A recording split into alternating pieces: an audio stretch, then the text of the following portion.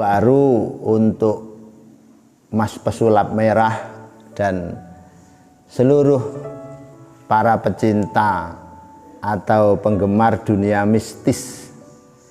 Jadi gaib, jimat itu ada, dan tidak semua jimat itu syirik, tidak semua jimat itu haram. Di dalam gaib itu ada gaib lagi. Contoh, para makhluk halus itu gaib menurut manusia. Tapi dia juga tidak bisa melihat Allah, tidak bisa melihat malaikat.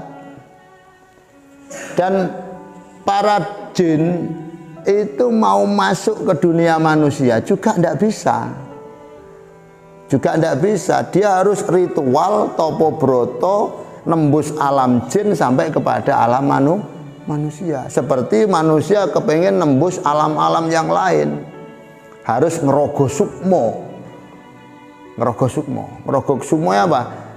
Ngerogoh sukmo ini ninggal nerogo, nembus alam.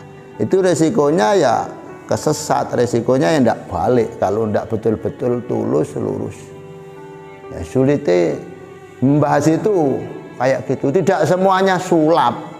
Ya memang ada orang sakti, itu ada keramat, ada. Pun itu untuk Mas Pesulap Merah sebagai tambahan ilmu lah dari kami orang-orang bodoh di bawah Gunung Semeru. Terus jimat itu tidak semua syirik. Jimat itu bahasa Arab dari kata azimah yang maknanya kemuliaan, keagungan. Jadi memang ada benda-benda yang oleh Allah secara dzatiyahnya sudah diberikan kemuliaan dan keistimewaan. Ada yang pertama benda biasa, kemudian didoa, di wirid, di asma, sehingga memiliki kemuliaan. Akhirnya jimat, azimat, benda yang mulia. Kata orang Jawa, jimat barang siji sing dirumat, memiliki keistimewaan. Ya sampean bisa jadi jimat kalau sampean istimewa. Ilmumu bisa jadi jimat kalau ilmumu kau rumat dan sebagainya. Contoh kalau jimat itu tidak semuanya syirik. Nabi Sulaiman sendiri bisa menaklukkan alam gaib, menaklukkan para demit jin, makhluk-makhluk alam dunia ini.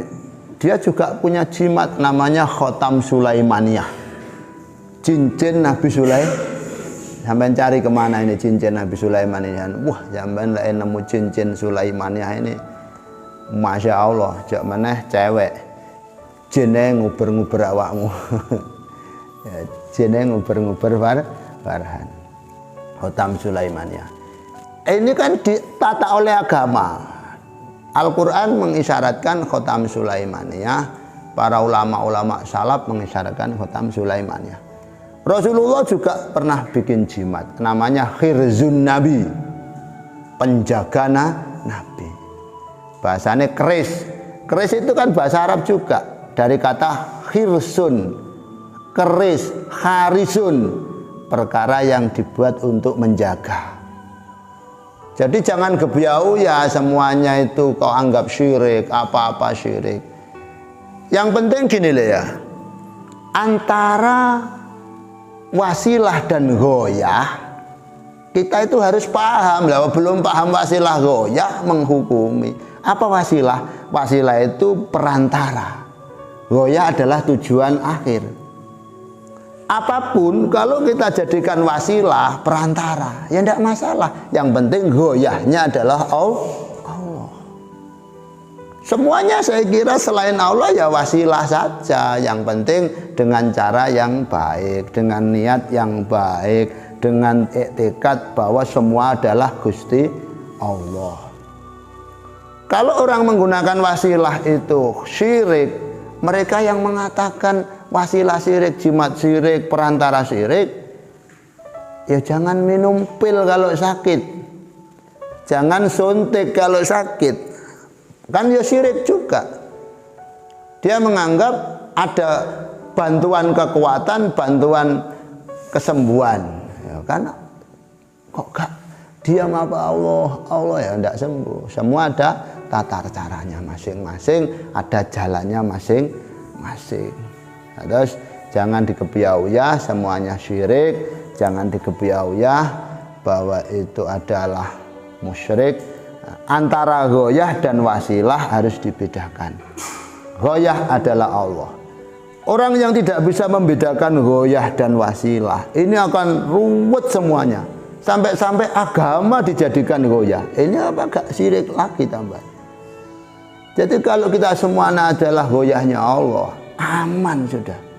Zikir, ziarah kubur, aman. Kita minta kepada Allah ghoyahnya, wasilahnya wali yang di alam kubur. Jadi tidak masalah. Ada yang hati kembali kepada jimat, ada yang asli. Memang oleh Allah sudah diberikan kekuatan seperti keris-keris, wesi kuning, ada kul buntet. Ini satu contoh. Sahih. Istri saya itu insya Allah solihah, lugu, tidak aneh-aneh, hafal Quran, takutin yang Allah luar biasa. Takutin yang Allah luar biasa. Satu ketika saya itu didatangi orang, diberikan kul buntet. Ada berapa kalau yang pernah lihat kul buntet saya itu 5 atau berapa. Kul buntet itu ya siput, keong itu, tapi tidak ada ruang masuk keluarnya, tidak ada kakinya. Tapi kalau dikasih kecap sama cuka sama apa itu jeruk berjalan. Akhirnya buat apa saya kul buntet ini? Daripada gak kepake, saya lebih baik minta nang Allah. Tapi kalau adik saya itu pengusaha besar, orang sukses, dia tidak senang wiritan. Kayak ya wis, kau ambil kul buntet ini. Terus malamnya istri saya mimpi. Saya itu ngasih kul buntet kepada adik saya, persis mimpinya itu. Ini kau ambil buat wasilah. Ibu saya dalam mimpinya istri saya bertanya, apa ndak syirik itu? Istri saya itu menjawab, ya mboten mak, ya ndak mak, wong ini juga makhluk, hanya saja diberikan keistimewaan oleh Allah. Ndak mak, ini wong makhluk juga, yang penting kita iktikad ini makhluk, diberikan keistimewaan oleh Allah. Sama dengan bengkel. Kita punya sepeda rusak, kita tidak bisa dandani, ya dibawa ke bengkel. Bengkel kan juga makhluk, minta tolong karena bengkelnya diberikan keistimewaan bisa ngerumat mesin. Bengkel pun juga macam-macam, sama dengan orang ahli spiritual. Ada yang ahli nambani, taubib namanya. Ada yang bikin benda-benda keramat, empu namanya. Ada yang sakti kebal, pendekar namanya.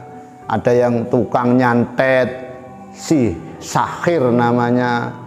Ada yang tukang apa montro-montro, dukun namanya. Ya sama saja, semua adalah makhluk yang diberikan keistimewaan oleh Allah. Katanya istri saya, enggak. Dan nyata juga, saya itu punya teman waktu di pondok Kediri. Dia itu enggak cerdas, bebel, anaknya bebel. Tapi senang melek, senang wiritan. Kadang malam-malam ya wis wiritan, enggak bisa tidur kalau malam wiritan.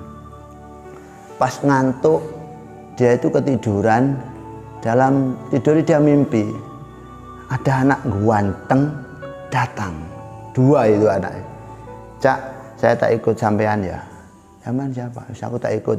Ya wis, senden-sendeno di situ. Waktu ini itu dia perasaan ngimpi ya di kamar-kamar pondoknya, senden-senden di situ.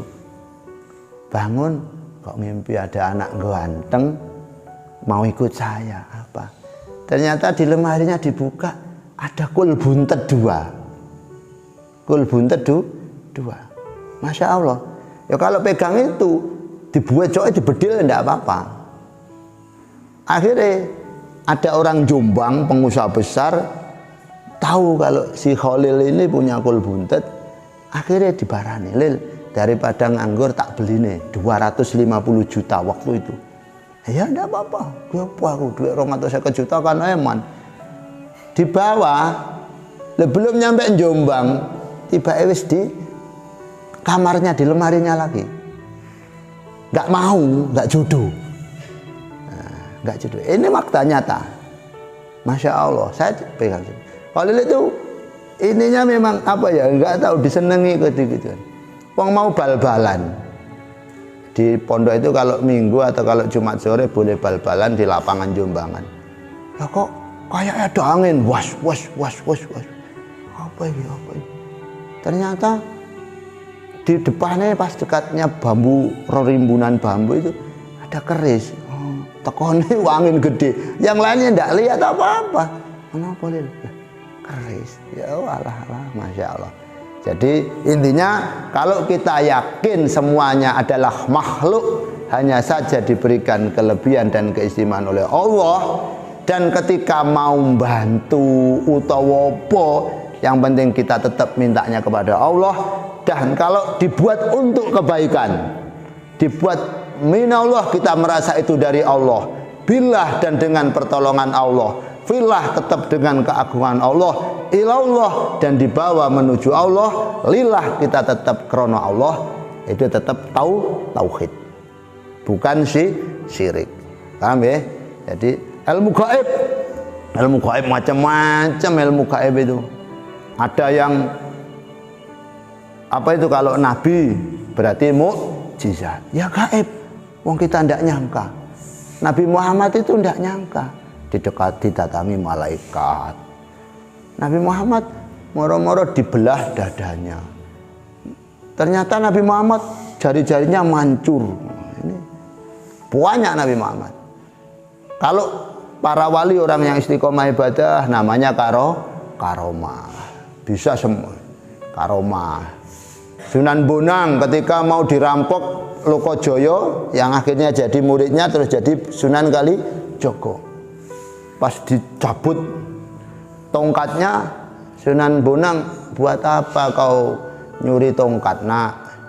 Mau saya ambil ini emasnya, itu kecil nak, kalau kamu emas banyak itu. Pohon kolang-kaling ditunjuk, langsung semua jadi emas, mulai akar sampai daun-daun. Nah, itu namanya karomah. Masya Allah, banyak. Sunan Kalijogo, ada Bupati Semarang, Suwombong, Adigungo, sampean mengandalkan dunia, ini loh dunia, macul, ternyata emas semua yang dipacul. Sunan Kalijogo, aku gak butuh ini. Jadi orangnya sakit. Jadi semuanya yang dibuat untuk mengenalkan umat kepada Allah, untuk mengenalkan umat tauhid kepada Allah, itu ndak syirik. Paham ya? Ada yang ahli hikmah, memang senengane topo broto, olah rasa, kanuragan, terus nyambungnya setrum, itu namanya ahli hikmah. Banyak, akhirnya nanti dia bisa ngungkek besi. Apa itu? Wiritan apa, amalan-amalane ngungkir besi. Ada yang iso nemu apa namanya itu, sing kalau melihat sinar di dalam dia langsung masuk, surut, welut putih. Tapi kalau caranya yang haram itu syirik. Kalau ada wanita hamil mati, walaupun sudah dikubur, terus dimasuki kuburannya. Kalau bisa digali, kalau tidak bisa digangsir. Walaupun ditunggu orang, digangsir dari jauh sampai ketemu mayitnya. Itu caranya buka tali-talinya harus dengan mulut semua. Terus akhirnya setelah dengan mulut kena, jarinya apa, kelingkingnya ini juga harus digigit dengan mulut. Tek. Kalau patah, akhirnya terus dibuat jimat. Ya itu syirik, karena jelas dengan larangan Allah. Itu kalau dibawa, katanya Sakti Mandraguna punya welut putih, tembak ratedas, mlebu omahe wong cukup, kalau pokok ada sinar, walaupun ditalangi kaca mlebu seret, keluar juga seret. Sampai jajal loh, di timbangane apa ngusungi penggawemu di kurir. Apa di kalau ada wanita hamil mati sampean duduk kuburane terus dijupuk mari ngono diketok jirine. Tepak duduk apa mah kabur. Nah, itu syirik namanya. Paham ya? Mudah-mudahan jadi ilmu yang manfaat. Mohon maaf Mas Pesulap Merah sekedar tambahan wawasan untuk jenengan. Saya salut dan jenengan, Masya Allah bisa membongkar kebohongan-kebohongan Samsudin Blitar, bisa membongkar bohongan-bohongan yang mengaku keramat tapi ternyata hanya pesulap-pesulap yang membohongi umat. Kita yang penting jangan untuk membohongi umat, kita untuk mengajak umat bertauhid kepada Gusti Allah. Assalamualaikum warahmatullahi wabarakatuh.